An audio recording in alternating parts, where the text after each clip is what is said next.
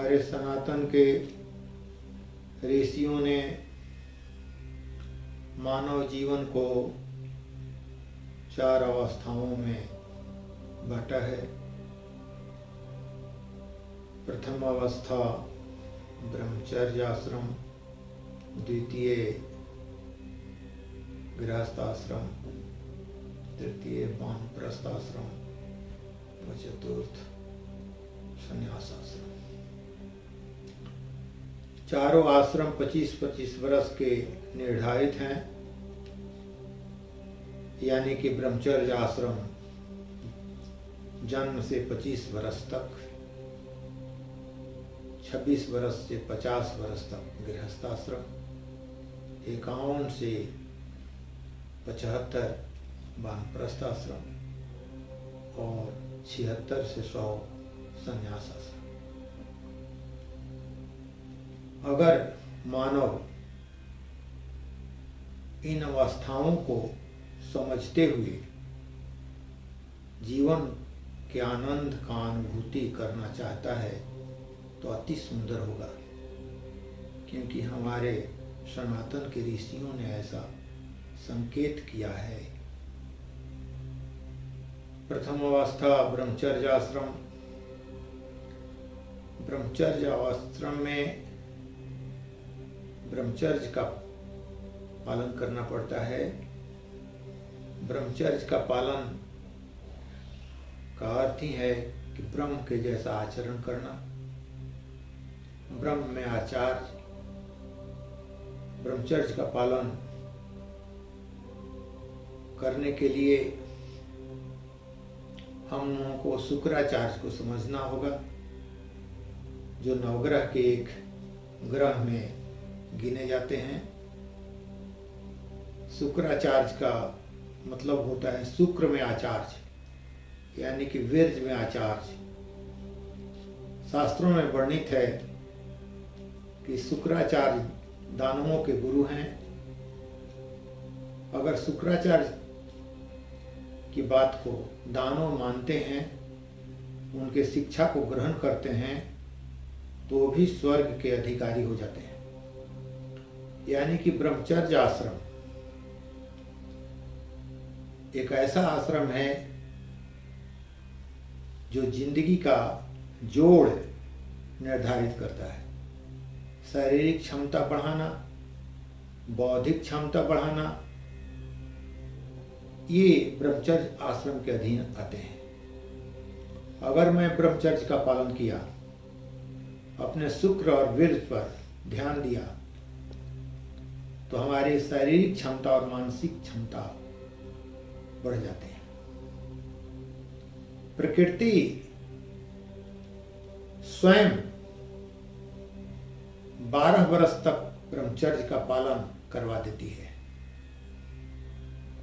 लेकिन 12 वर्ष के बाद फिर 12-13 वर्ष तक मुझे प्रयास करके ब्रह्मचर्य का पालन करना पड़ता है। शिक्षा ग्रहण करना है, शरीर को स्वस्थ रखना है, हमको काफी ऊर्जा चाहिए, तो ऊर्जा का अपव्यय न हो, इस पर ध्यान देना पड़ता है। ऋषियों ने इसको महसूस किया है। अब ये ब्रह्मचर्य आश्रम से जोड़ की जिंदगी हुई, तो इसमें जोड़ना है, चाहे वो मानसिक हो या शारीरिक, शक्ति को बढ़ाना है। अब गृहस्थ आश्रम 26 से 50 तक हैं, तो उसमें इसी में ब्रह्मचर्य आश्रम से जो अर्जित धन है या शक्ति है या बुद्धि है या बल है, उसको घटाकर, यानी कि सदुपयोग करके अपने संतानों का भरण पोषण, समाज का उत्थान, देश का उत्थान, पूरे ब्रह्मांड के कार्य इस ऊर्जा को लगाना है। ये घटाव की जिंदगी है। फिर आता है 51 वर्ष से 75 वर्ष तक, ये वानप्रस्थ जीवन है, मतलब गृहस्थ आश्रम से छुटकारा। गृहस्थ आश्रम के कोई कार्य में हस्तक्षेप नहीं करना और अपनी अनुभूति और संस्कृति और संस्कार के आधार पर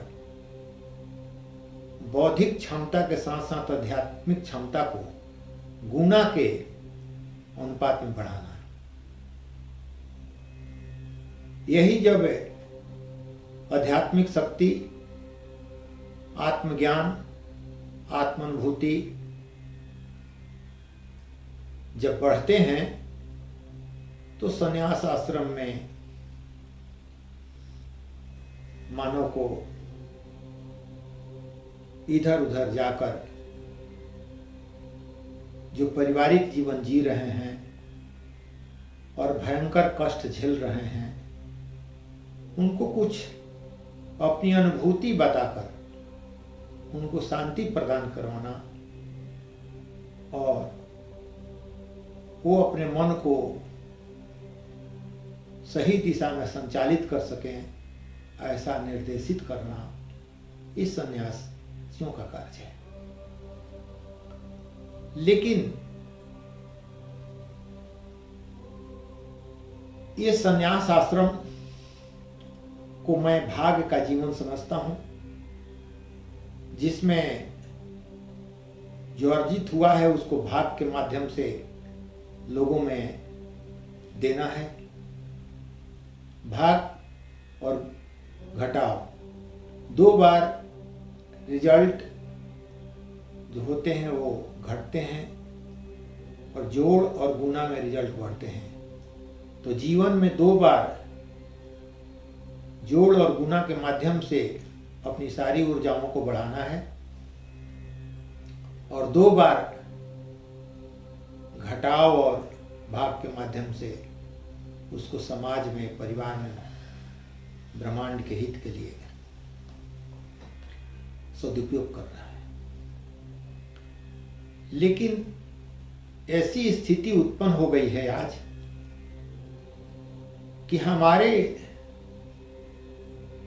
संतान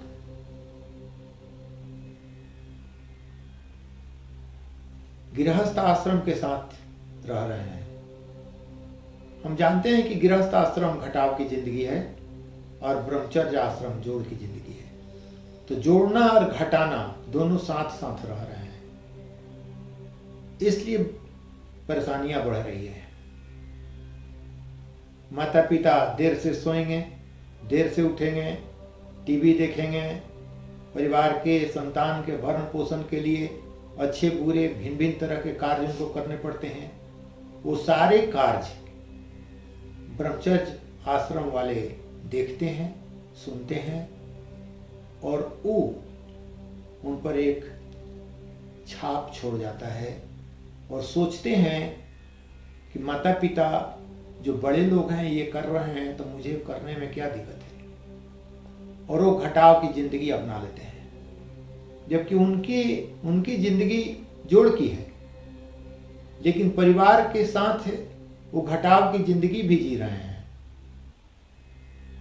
तो जितना जोड़ते हैं उसमें से कुछ घटा लेते हैं, कुछ तो ज्यादा से ज्यादा घटा लेते हैं और शून्य पर आ जाते हैं। कुछ लोग कम घटाते हैं, उनको कुछ अवशेष बचा रहता है, वो एक सही नागरिक बनते हैं। अच्छा, आगे चलकर गृहस्थ आश्रम का आनंद उठा पाते हैं। अन्यथा वो इतना अपने को घटाव की जिंदगी में लगा देते हैं कि आगे का आनंद उनका समाप्त हो जाता है। समस्या कहां है? समस्या है गृहस्थ आश्रम के पास कि उसके ऊपर बहुत दबाव है। ब्रह्मचर्य आश्रम वाले की व्यवस्था करनी है और आजकल तो वानप्रस्थ आश्रम वाले की व्यवस्था उन्हीं को करनी है। और अभी तो देखने में आ रहा है कि संन्यास आश्रम वाले ही भी गृहस्थ आश्रम पर ही आश्रित होते जा रहे हैं। हमारे पूर्व के संतों ने अपने भरण पोषण के लिए स्वयं कुछ रोजगार किया है। रविदास जी जूता सीते थे, तुकाराम खेती करते थे, तो भिन्न भिन्न तरह के लोग कार्य करके अपना भरण पोषण किया है, समाज पर बोझ नहीं बना। और जो मुफ्त में ब्रह्म का ज्ञान हमको मिला वो मुफ्त में हम बांटते चले गए। तो हम सन्यासियों को, हम संतों को इस पर विचार करना चाहिए कि पैसा ही से तो अधिकतर लोग खुश होते हैं, उनको शांति मिलती है। और वो पैसा ही अगर हम लोगों को दे देंगे तो उनके सुख शांति फिर कैसे प्राप्त हो सकेंगे। इसलिए मेरा अपना विचार है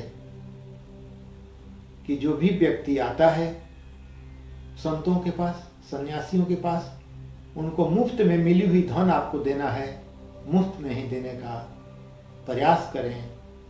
और एक और आग्रह है, अनुरोध है, विनती है सन्यासियों और वानप्रस्थियों के लिए कि आपने सब कुछ छोड़ा है जिस उद्देश्य से, वो उद्देश्य की पूर्ति अगर हो गई है, आत्म अनुभूति आपको हो गई है, आत्म आनंद आपको प्राप्त हो चुका है, तो आप धन्य हैं, आदरणीय हैं, पूजनीय हैं। आपके लिए मेरा कोई सुझाव नहीं है। अगर आप उस कैटेगरी में नहीं आते हैं तो आपने समय बर्बाद किया है। थोड़ा विचार कीजिए और अभी से लग जाने का प्रयास कीजिए।